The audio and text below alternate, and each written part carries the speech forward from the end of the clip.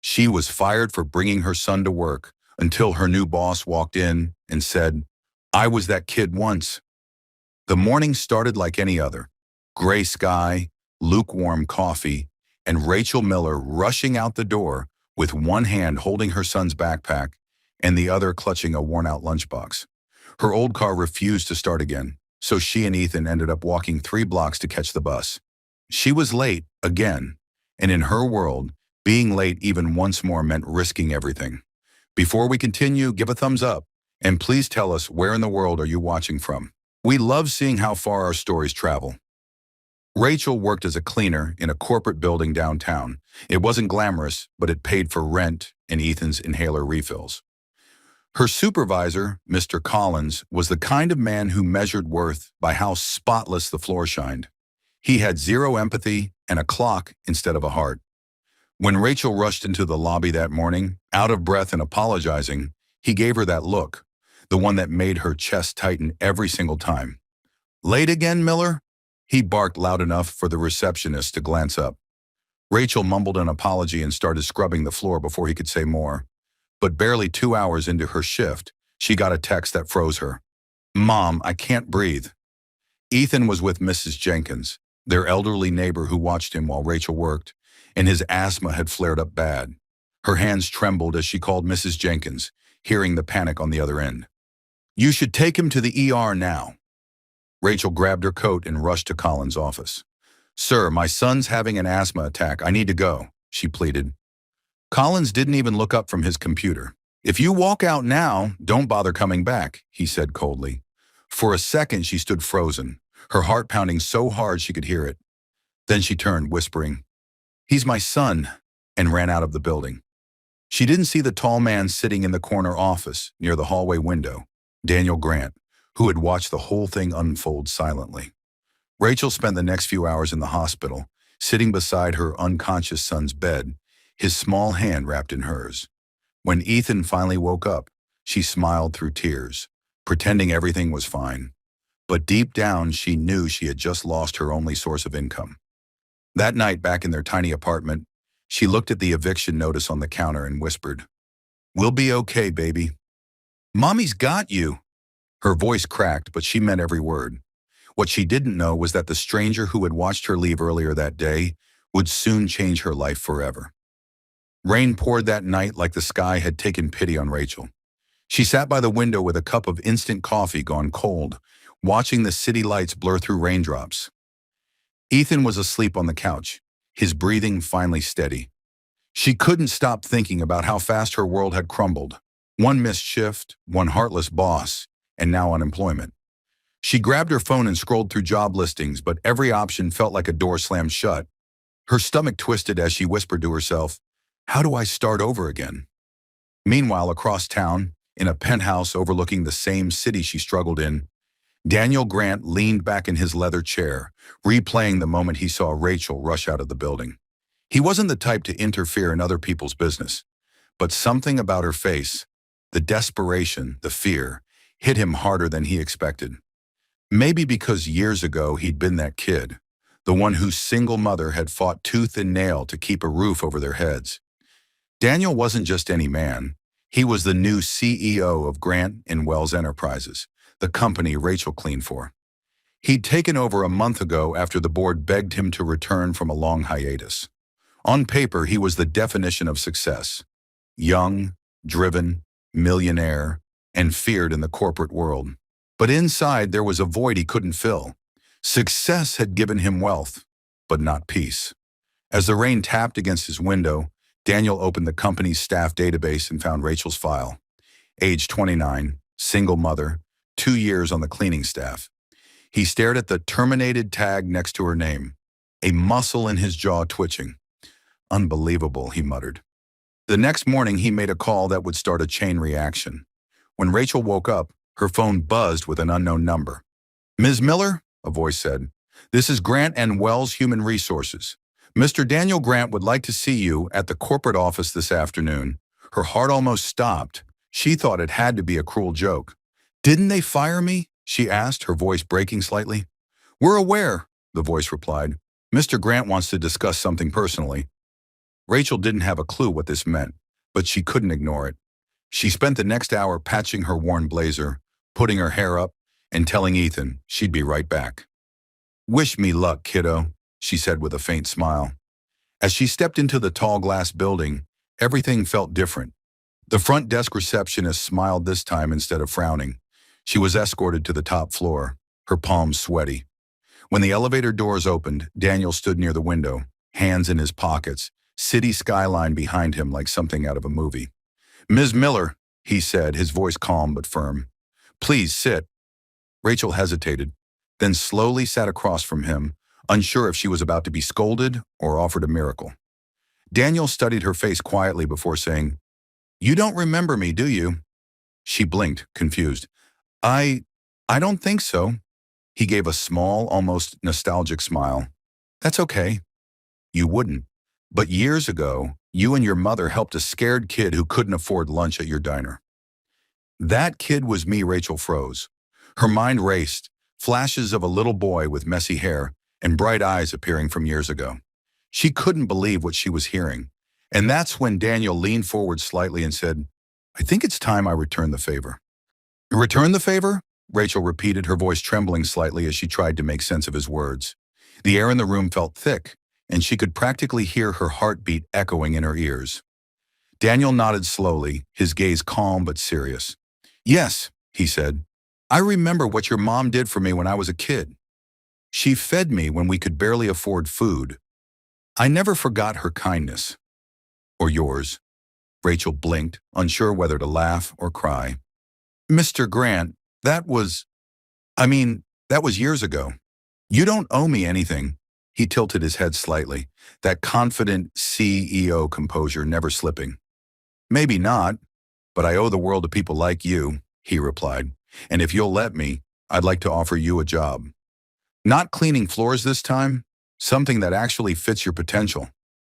Rachel froze. Her throat tightened as she tried to find words. "You're serious?" "Dead serious," Daniel said, walking around the desk and leaning against the edge casually. "I need a personal assistant. It's long hours, sure, but it pays 6 times what you made before. You'll have weekends off, benefits, and—" She interrupted softly, shaking her head. "Mr. Grant, I can't just take a handout." "It's not a handout," he said firmly. "It's an opportunity." For a long second, neither of them spoke. The room was filled with that strange emotional silence that happens right before someone's life changes. Rachel looked down, clutching her hands in her lap. "I don't even know if I can do something like that," she whispered. Daniel smiled faintly. "You raised a kid on your own while working double shifts and still kept your dignity. Trust me, you're more capable than half the people in this building." Something in his tone disarmed her, the mix of authority and sincerity. It wasn't pity, it was respect. And that, more than anything, made her chest ache. She finally looked up and met his eyes. "Okay," she said quietly. "I'll try." A slow smile tugged at the corner of Daniel's mouth. "Good. Start Monday. My assistant will email you the details." When Rachel left the building, her mind was spinning.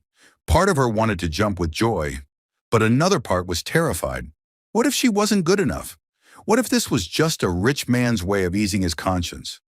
That night, she tucked Ethan into bed and sat at the edge of her couch, staring at the ceiling. "What if I mess this up?" she whispered to herself.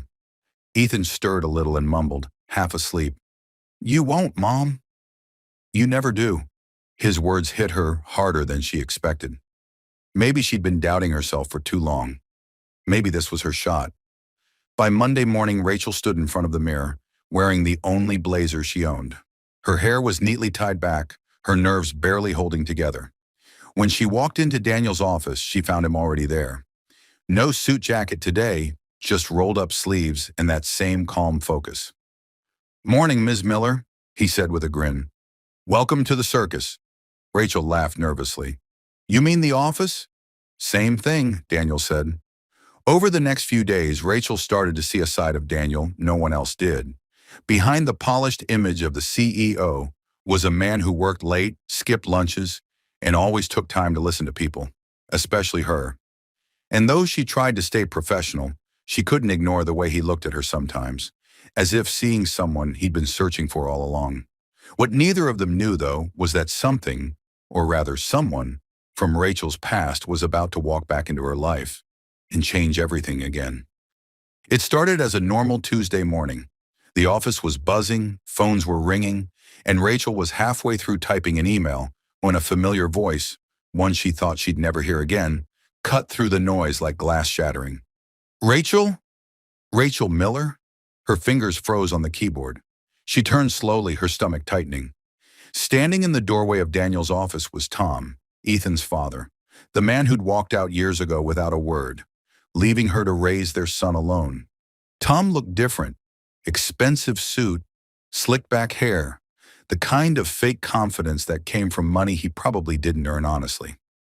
"Wow," he said with a smirk. "You look upgraded." Rachel's breath caught, but she quickly stood up, keeping her voice steady. "What are you doing here, Tom?" Before he could answer, Daniel stepped out of his office. His calm, authoritative tone filled the space instantly. "Is there a problem here?" Tom turned, sizing him up like a challenger. "You must be the boss." "I'm here for business, but—" He chuckled darkly. "Didn't realize my ex was your assistant." Small world, Daniel's expression didn't change, but Rachel could tell his jaw had tightened. "If you're here for business," he said smoothly, "then maybe you should stick to business." For a second, silence hung heavy between them, and Rachel's chest felt tight. Tom's smirk faded as Daniel stepped closer, not threateningly, just enough to make his presence clear. Tom finally turned toward her. "We need to talk," he said under his breath. "It's about Ethan." Her heart dropped. "What about him?" But Tom didn't answer. He just walked out, leaving that sentence hanging like a storm cloud. That night, Rachel couldn't sleep. She sat on the couch, scrolling through her phone, trying not to overthink when a message popped up. From Tom. "We need to meet. I've changed. I want to be in my son's life again." Her hands trembled as she read it. Part of her wanted to delete it and move on, but another part, the tired, forgiving part, knew Ethan had always asked about his dad. "Does he ever think about me?" the boy would ask sometimes, his small voice breaking her heart. By morning, Rachel had made up her mind. She'd meet Tom, just once, to see what he wanted. But fate, as always, had its own timing. Daniel spotted her leaving early that day and followed her outside. "Everything okay?" he asked, concern in his tone. She hesitated. "Yeah, just personal stuff." He looked unconvinced. "Rachel, if something's bothering you, you can tell me." She sighed, finally meeting his eyes. "It's Ethan's dad. He's back. He says he wants to talk." Daniel's face hardened slightly, but his voice stayed calm. "Do you trust him?" "I don't know," she whispered, "but I have to find out." That evening, Rachel met Tom at a diner, the same one they used to go to when they were young and broke. He talked about second chances, about missing their son, about wanting to make things right. For a moment, he almost sounded sincere, but then came the twist.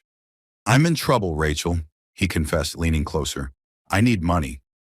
Just until things settled down, her stomach turned cold. "So that's what this is about?" "It's not like that," he insisted, but she could see it in his eyes. It was like that. Rachel stood up, voice shaking with anger. "You lost your chance a long time ago, Tom. Stay away from Ethan." As she stormed out of the diner, tears blurred her vision. She barely noticed the sleek black car parked across the street. Daniel's car. He had followed her, not to spy, but to make sure she was safe. When she got home, she found a message waiting for her. From Daniel. "You don't have to fight every battle alone anymore." Rachel sat there in silence, clutching her phone as her heart slowly began to steady. For the first time in years, she felt something she hadn't let herself feel in a long time. Hope. But what she didn't know yet was that Daniel's past carried its own shadows, and one of them was about to collide with hers in a way neither of them expected. It was one of those mornings where everything seemed fine on the surface, but something felt off underneath. Rachel walked into work early, a hot cup of coffee in her hand, hoping to lose herself in routine. But when she passed Daniel's office, she noticed the door was slightly open, and his voice, low, tense, was coming from inside. She hesitated, not meaning to eavesdrop, But one line stopped her cold. "I told you to keep that file buried," Daniel said sharply into the phone. "If it gets out that I was part of that foundation back then, everything I've built will fall apart." Her stomach dropped.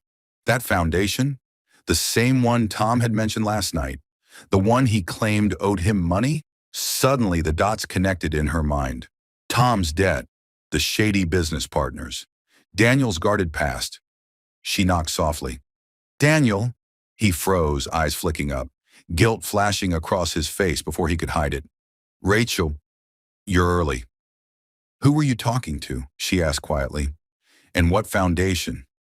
He sighed, closing his laptop like he was trying to shut the past away. "It's complicated. Try me," she said. Her tone wasn't angry, just tired. Daniel walked to the window, his shoulders tense. "Before I became CEO, I worked for a non-profit. At least, that's what I thought it was. They claimed they were helping veterans rebuild their lives. But behind the curtain, the people funding it were laundering money. When I found out, I blew the whistle and left everything behind. I lost my career, my reputation, everything. That's why I started over, built this company from scratch. But now," he paused, voice cracking slightly, "those people are coming back to clean up their mess." Rachel's heart ached. "So Tom, he's involved in this?" Daniel nodded. "He used to work for them. That's probably why he came back, to find leverage." She took a deep breath. "And you didn't tell me because I didn't want you or Ethan caught in it," he said softly. "You've already been through enough." For a long moment, neither of them spoke. Then Rachel stepped closer and placed her hand on his arm. "You don't have to keep carrying this alone, Daniel." Something in him broke at those words. He turned toward her, his usual composure gone. "Rachel, I don't just care about you. I care about Ethan too. You both remind me of what I was fighting for all along." Her heart skipped. Daniel. But before either of them could say another word, the office door burst open. Security stormed in, followed by Tom, smirking, holding up a folder. "Guess who's got a deal for you, boss man?" "Tom, don't," Rachel started, but Tom waved her off. "Relax. I'm just cashing in on what I'm owed," he sneered. "Either you pay up, Daniel, or I tell every investor about your dirty little secret." Daniel's voice was steady, but his eyes were cold. "You won't do that. Because if you do, you'll go down with me." Tom hesitated, realizing too late that he wasn't the one in control anymore. Daniel signaled security, and in seconds Tom was escorted out, yelling threats that faded down the hallway. After the chaos, Rachel turned back to Daniel. "So, that's it? It's over?" He gave a weary smile. "Almost. I still have to face the board and tell them the truth." "Won't that destroy everything?" she asked softly. He met her gaze. "Maybe. But I'm done hiding. I want to build something real, from the ground up. With people I can trust." Rachel's eyes softened. "Then you're not doing it alone." Weeks later, Daniel stood on a stage at a company conference, openly telling his story, his mistakes, his lessons, his redemption. The audience didn't turn against him. Instead, they applauded. Transparency had become his strength. In the crowd, Rachel and Ethan stood together, smiling proudly. When Daniel stepped off the stage, Ethan ran to him and wrapped his small arms around his legs. "Mom says you're brave," the boy said with a grin. Daniel laughed, crouching down to hug him back. "Your mom's the brave one, kid." And as he looked up at Rachel, her eyes warm, her smile soft, he realized that for the first time in his life, he wasn't fighting to prove himself anymore. He was fighting for something, for them. That was the day Daniel understood. Sometimes the people who walk into your messiest moments don't come to save you. They come to remind you that you still deserve to start over. If this story touched your heart, make sure to thumbs up and subscribe to the channel so you never miss another story that stirs the soul. And before you leave, click on one of the videos on your screen, because every story we share holds another moment that might change the way you see love, family, and second chances.